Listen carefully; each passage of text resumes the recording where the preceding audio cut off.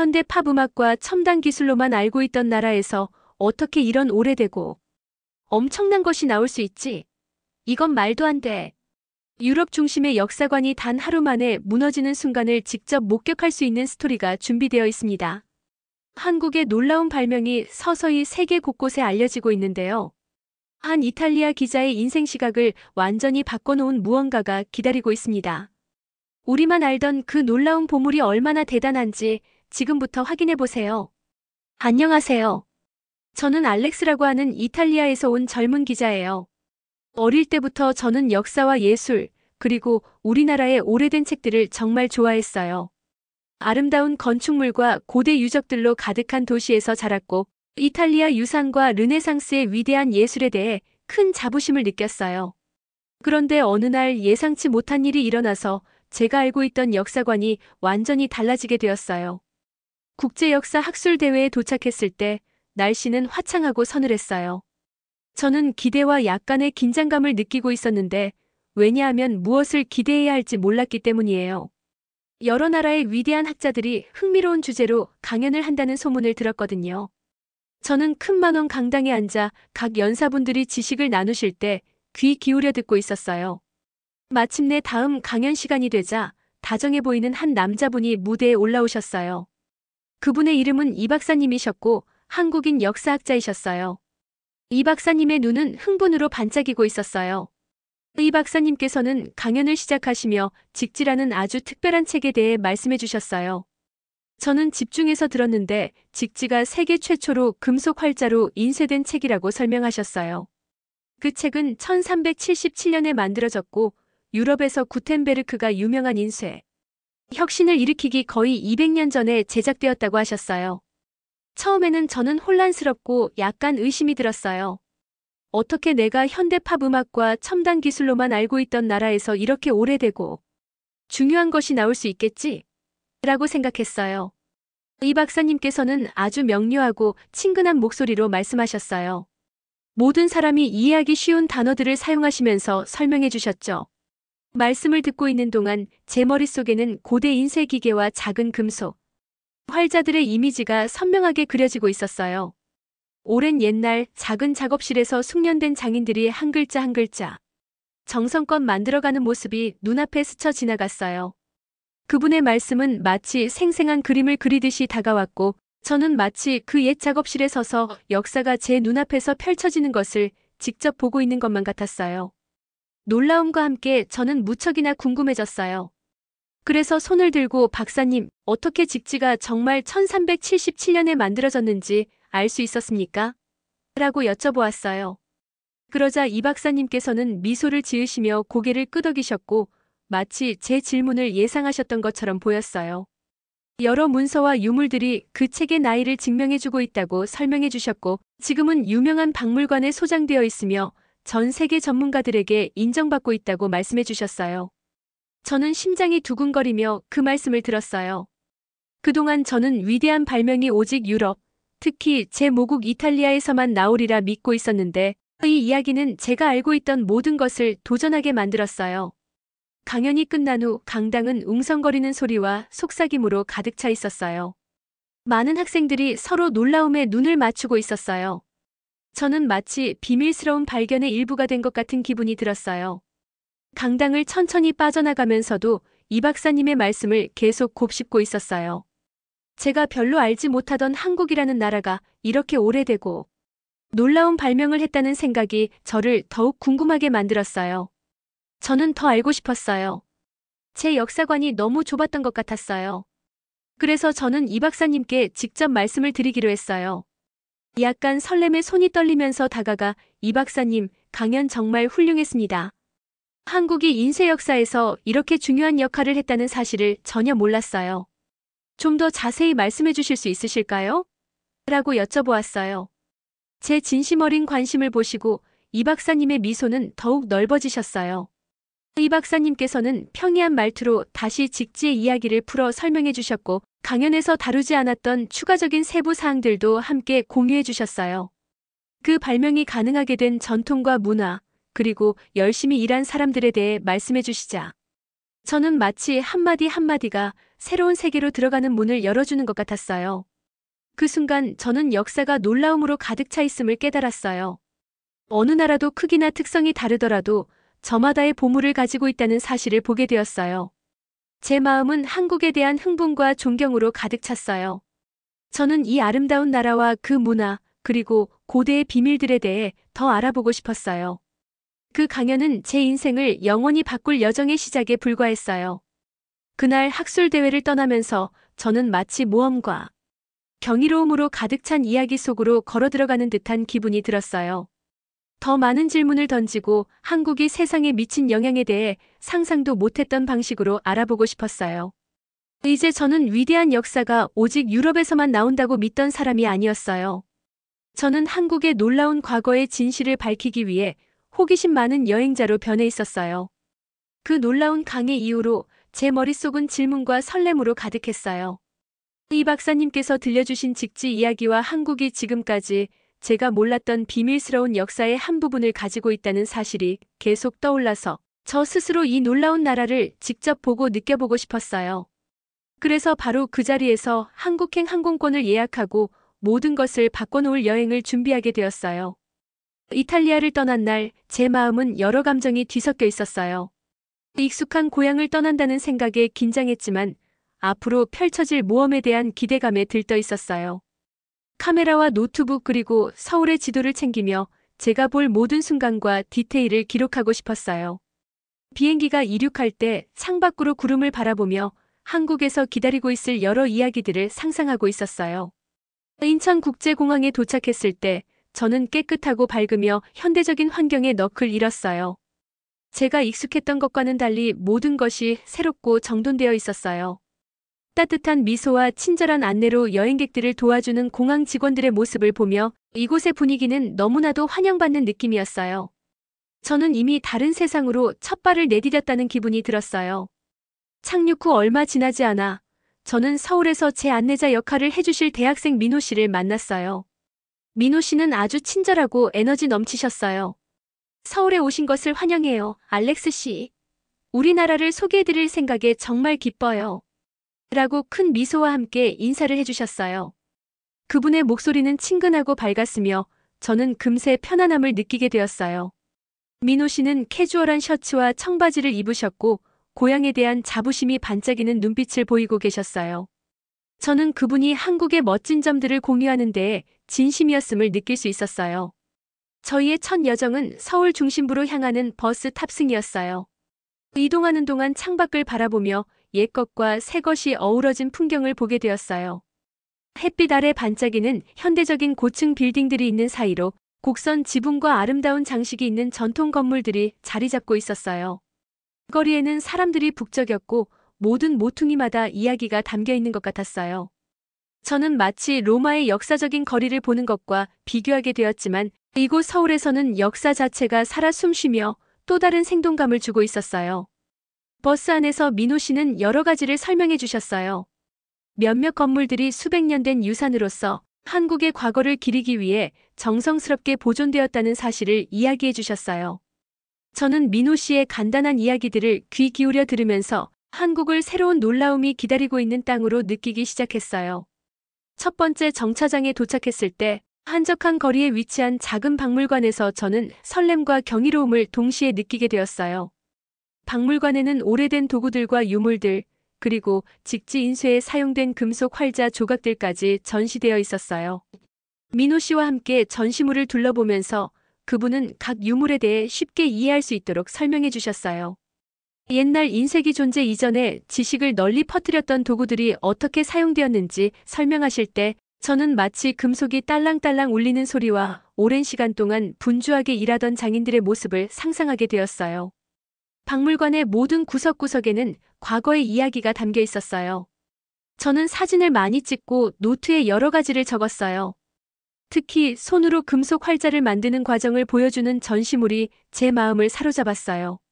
오래된 도구들과 섬세한 활자, 그리고 장인들의 정성스러운 작업을 보며 한 페이지를 인쇄하기 위해 얼마나 많은 노력과 기술이 들어갔는지 깨닫게 되었어요. 그때 저는 한국의 역사가 단순히 현대기술이나 K-팝뿐만 아니라 세상을 형성하는 깊고 풍부한 전통들로 이루어져 있다는 사실을 이해하기 시작했어요. 박물관 관람 후 민호 씨와 저는 근처 공원으로 산책을 나섰어요. 공원은 평화롭고 푸른 나무들로 가득 차 있었어요. 오리들이 헤엄치는 작은 연못과 잔디밭에서 소풍을 즐기는 가족들의 모습이 보였어요.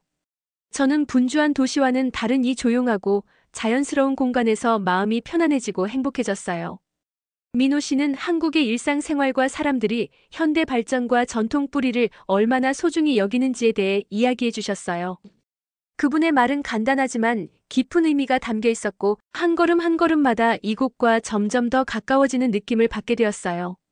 해가 저물 무렵 저는 한국에 대한 처음의 의심이 서서히 사라지고 있음을 느꼈어요. 역사와 아름다움, 그리고 따뜻한 마음을 가진 사람들이 있는 나라라는 것을 깨닫게 되었어요. 저는 숨겨진 과거의 비밀들을 더 알고 싶어졌어요.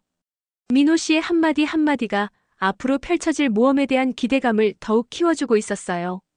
그날 저녁 호텔로 돌아가는 길에 창가에 앉아 서울의 밝은 도시 불빛들을 바라보며 제가 들은 이야기와 배운 교훈, 그리고 제 눈앞에서 펼쳐지는 멋진 문화에 대해 곰곰이 생각하게 되었어요.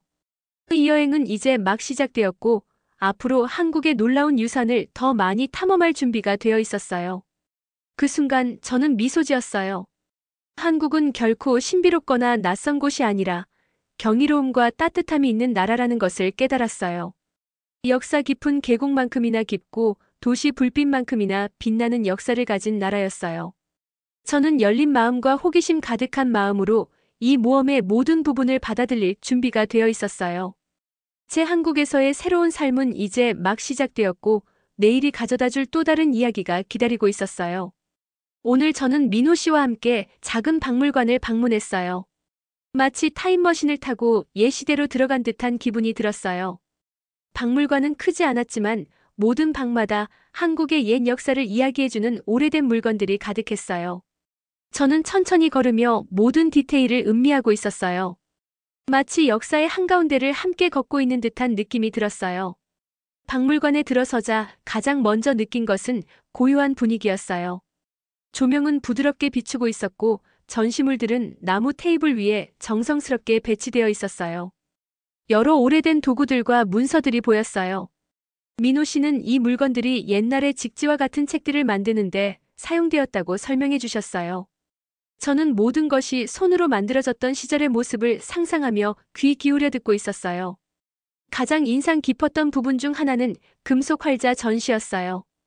작고 반짝이는 금속 조각들이 마치 글자처럼 보였어요. 민호 씨는 이 글자들이 오랜 세월 숙련된 장인들에 의해 정성스럽게 새겨졌다고 말씀해 주셨어요. 저는 그 글자들을 자세히 보기 위해 몸을 숙였어요. 글자들은 아주 작고 섬세했는데 마치 미니어처 예술작품 같았어요. 한 글자 한 글자가 완벽하게 만들어져서 단어들이 뚜렷하게 인쇄될 수 있었던 노력의 대단함을 생각하게 되었어요. 마치 과거의 비밀스러운 암호가 지식을 널리 퍼뜨리는데 큰 역할을 했던 것 같았어요. 그 다음에는 오래전 분주한 작업실을 보여주는 큰 액자 그림을 보게 되었어요. 그림 속에서는 많은 사람들이 함께 일을 하며 각자 큰 일을 이루기 위한 작은 역할을 하고 있었어요. 저는 마치 금속이 부드럽게 딸랑딸랑 울리는 소리와 작업실의 따뜻한 온기를 느낄 수 있을 것만 같았어요. 민호 씨는 그 작업실들이 학문과 창의력의 중요한 중심지였고 사람들이 서로 아이디어를 나누며 위대한 발명을 이루기 위해 도왔다고 설명해 주셨어요. 그 이야기를 들으면서 저는 한국도 훌륭한 학문과 예술의 역사를 가지고 있었다는 사실에 신이 났어요. 또한 오래된 책들을 전시한 공간도 있었어요. 거기에는 직지의 여러 사본과 다른 고서들이 전시되어 있었어요. 이 책들은 아까 본 금속 활자를 사용하여 인쇄되었다고 배웠어요. 페이지는 얇고 섬세했고 아름다운 서예가 담겨 있었어요. 저는 한 복제본의 표지를 살피며 누군가가 이 책들을 만들기 위해 얼마나 열심히 일했는지 느껴보려고 조심스레 만져보았어요. 마치 빛이 가득한 조용한 방에서 누군가가 한 장 한 장 정성스럽게 인쇄하고 있었던 모습을 상상하게 되었어요. 전시관을 돌아다니며 저는 카메라로 많은 사진을 찍고 있었어요. 이날을 영원히 기억하기 위해 모든 디테일을 담아두고 싶었어요. 또한 민호 씨가 말한 것들을 노트에 열심히 적고 있었어요. 그분의 목소리는 차분하고 또렷해서 복잡한 개념들도 쉽게 이해할 수 있게 해주셨어요. 저는 마치 소수의 사람들만 알고 있는 비밀스러운 이야기를 배우고 있는 듯한 기분이 들었어요. 어느 순간에는 방문객들이 간단한 체험을 할 수 있는 인터랙티브 구역도 있었어요. 제가 버튼을 눌러 인쇄 과정의 일부가 작동하는 것을 직접 체험할 수 있었어요. 버튼을 누르자 부드럽고 리드미컬한 소리가 들렸는데 마치 심장 박동 소리처럼 느껴졌어요. 그 순간 저는 현대적인 박물관에 서 있지만 마치 옛 작업실의 한 부분이 된 듯한 기분이 들었어요. 방문을 마칠 무렵 저는 새로운 아이디어와 경이로움으로 가득 차 있었어요. 한국의 보물들이 단순한 오래된 물건들이 아니라 살아있는 역사의 한 조각들이라는 것을 깨닫게 되었어요. 이 물건들은 한국이 오늘날의 나라가 되기까지 학문, 예술 혁신을 얼마나 소중히 여겼는지를 이야기해주고 있었어요. 박물관을 떠나면서 저는 이 특별한 경험에 대해 감사한 마음을 느끼고 있었어요. 이제 저는 한국을 단지 밝은 불빛과 첨단 기술의 도시로만 보지 않고 풍부하고 생생한 역사를 가진 곳으로 보게 되었어요. 앞으로 더 많은 보물들을 발견할 생각에 마음이 들떠 있었어요. 이 모험은 작은 박물관 속에서도 역사가 살아 숨쉬며 우리가 시간을 내어 바라본다면 많은 것을 가르쳐 줄 수 있다는 것을 느끼게 해주었어요. 오늘은 음식에 관한 날이었어요. 민호 씨는 한국 음식이 다양한 맛들로 가득하다고 하였고 저도 직접 여러 가지 요리를 맛보고 싶어서 기대에 부풀어 있었어요. 비빔밥과 삼겹살 같은 맛있는 음식들에 대해 들은 적은 있었지만 실제로 어떤 맛일지 확신이 없었어요. 박물관을 나서면서 민호 씨가 인사동에 있는 작은 식당에 가봅시다. 꼭 마음에 드실 거예요. 라고 말씀해 주셨어요. 저는 기대감에 배가 고파지는 것을 느끼며 그분을 따랐어요. 식당에 도착하자 그곳은 아늑하고 전통 한국 미술로 장식되어 있었어요. 벽에는 산과 강을 그린 그림들이 걸려 있었고 부드러운 음악이 배경에서 흘러나오고 있었어요. 저는 약간 삐걱거리는 나무 의자가 있는 테이블에 앉았고 모든 것이 매우 깔끔하고 정성스럽게 배치되어 있는 것을 볼 수 있었어요. 구워진 고기와 향신료의 냄새가 공기를 가득 채워 제 입맛을 다시게 했어요. 민호 씨는 일단 삼겹살을 주문해 주셨어요. 삼겹살은 구운 돼지고기 배 부위 요리로 한국에서 가장 인기 있는 음식 중 하나였어요. 주방에서 큰 철판에 지글지글 익어가는 삼겹살이 우리 테이블로 가져다지는 모습을 보았어요. 민호 씨는 고기를 한 조각 상추 위에 올리고 마늘 한 조각과 쌈장이라는 매콤한 소스를 조금 올려 먹는 방법을 보여주셨어요. 제가 한번 시도해 보았더니 맛이 입안에서 터지면서 짭짤하고 매콤하며 약간 달콤한 맛이 어우러졌어요. 저는 활짝 웃으며 정말 놀랍습니다. 라고 말했어요. 고기 요리 후 웨이터께서 여러 가지 반찬들을 가져다 주셨어요. 매콤하게 발효된 배추김치가 담긴 그릇들과 무절임, 나물 등 다양한 반찬들이 함께 나왔어요. 테이블 위에 여러 가지 맛들이 어우러진 모습에 놀라움을 금치 못했어요. 어떤 음식은 시큼하고 어떤 음식은 약간 매콤하며 또 어떤 음식은 신선하기만 했어요. 저는 돼지고기를 간장과 마늘에 살짝 찍어 상추에 싸먹고 그 위에 김치를 한 숟가락 올려 한 입 먹었어요. 한 입 한 입마다 다양한 맛들이 폭발하여 모든 음식을 다 먹어보고 싶은 마음이 들었어요. 식사를 마친 후 민호 씨와 저는 근처의 전통시장을 산책했어요. 시장은 색깔과 소리, 그리고 향기로 가득 차 있었어요. 과일, 신선한 채소, 그리고 작은 간식들을 파는 노점들이 즐비하게 있었어요. 한쪽 노점에서는 단팥과 견과류가 들어간 달콤한 호떡과 콩과 채소를 갈아 만든 고소한 빈대떡을 준비하는 모습을 보았어요. 저도 참을 수 없어서 작은 호떡 하나를 사 먹었어요.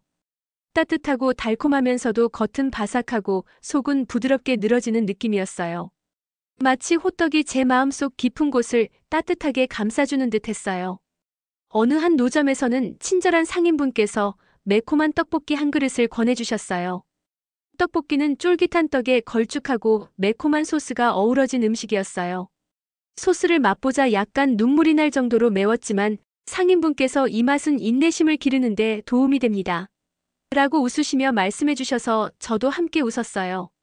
매콤하긴 했지만 저는 모든 한 입 한 입을 즐기고 있었어요. 시장을 걸으며 사람들의 웃음소리와 담소, 그리고 친근하게 흥정하는 목소리들이 들려왔어요. 시장의 활기찬 에너지는 저를 환영받는 기분으로 만들어 주었어요.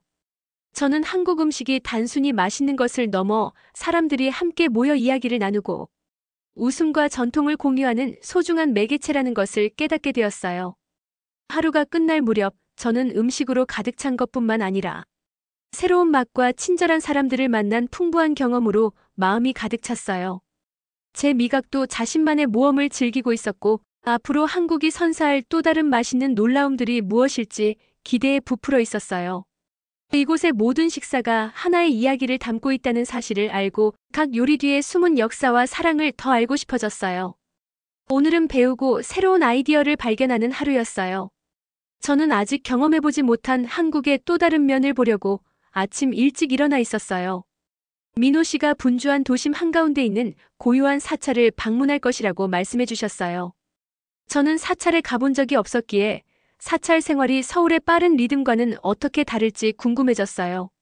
사찰에 도착하자 모든 것이 고요하고 차분한 느낌이 들어 놀라웠어요. 사찰 부지는 키 큰 나무들과 아름다운 정원들로 가득 차 있었어요. 부드러운 바람이 불고 새들이 지저귀는 소리가 저를 편안하게 해주었어요. 주위를 둘러보니 연꽃이 떠있는 작은 고요한 연못이 보였어요.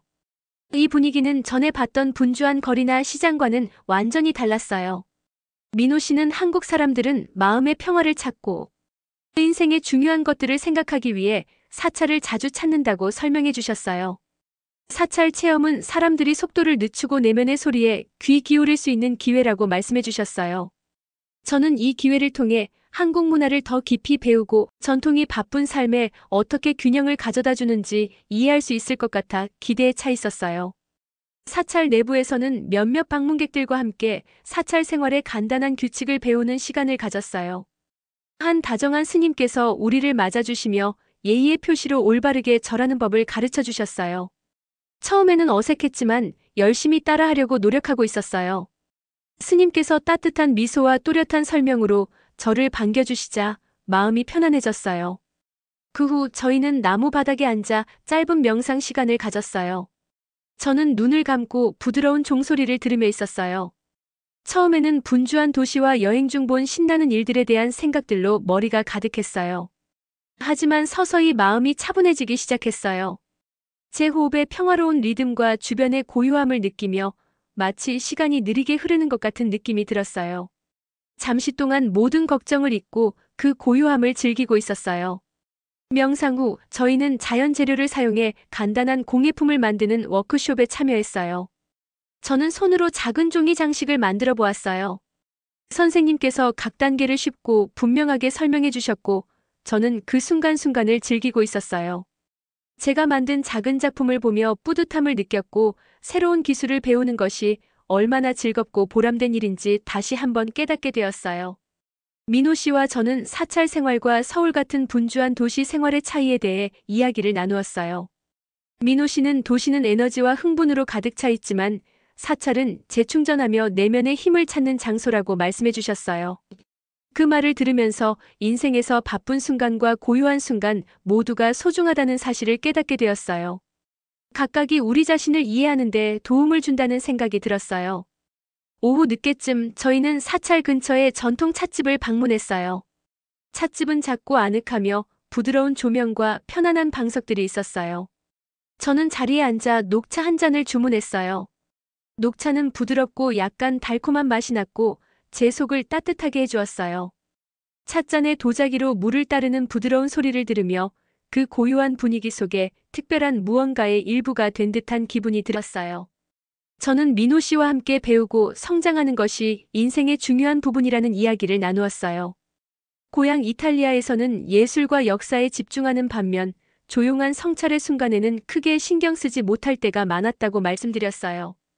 민호 씨는 한국에서는 행동과 고요함을 모두 소중히 여긴다고 동의해 주셨어요. 그분의 말씀은 단순하지만 지혜로웠고 저는 그 진실을 느끼며 새로운 것을 배울 기회를 얻게 되어 감사한 마음이 들었어요. 하루가 끝날 무렵 저는 평온함과 영감으로 가득 차 있었어요. 맛있는 음식을 먹고 옛 보물들을 보고 고요한 명상에 잠기는 모든 경험이 우리를 성장하게 한다는 사실을 깨달았어요. 바쁜 도시 속에 신나는 모험 못지않게 시간을 내어 느긋하게 성찰하는 것 또한 중요한 일이라는 것을 배웠어요. 저는 저녁 불빛이 부드럽게 비치는 길을 따라 호텔로 돌아가며 오늘 배운 모든 교훈들을 되새기고 있었어요. 한국은 단지 밝은 도시의 불빛과 현대 기술만 있는 곳이 아니라 고유한 지혜와 깊은 전통을 지닌 땅이라는 사실을 이해하게 되었어요. 저는 신나는 순간과 평온한 순간 모두를 받아들이며 더 나은 사람이 되어가고 있음을 느끼며 오늘 하루가 끝나고 있었어요. 오늘은 배우고 성장하는 것은 멈추지 않는다는 사실과 매 순간마다 특별한 가르침이 있다는 것을 일깨워 주었어요.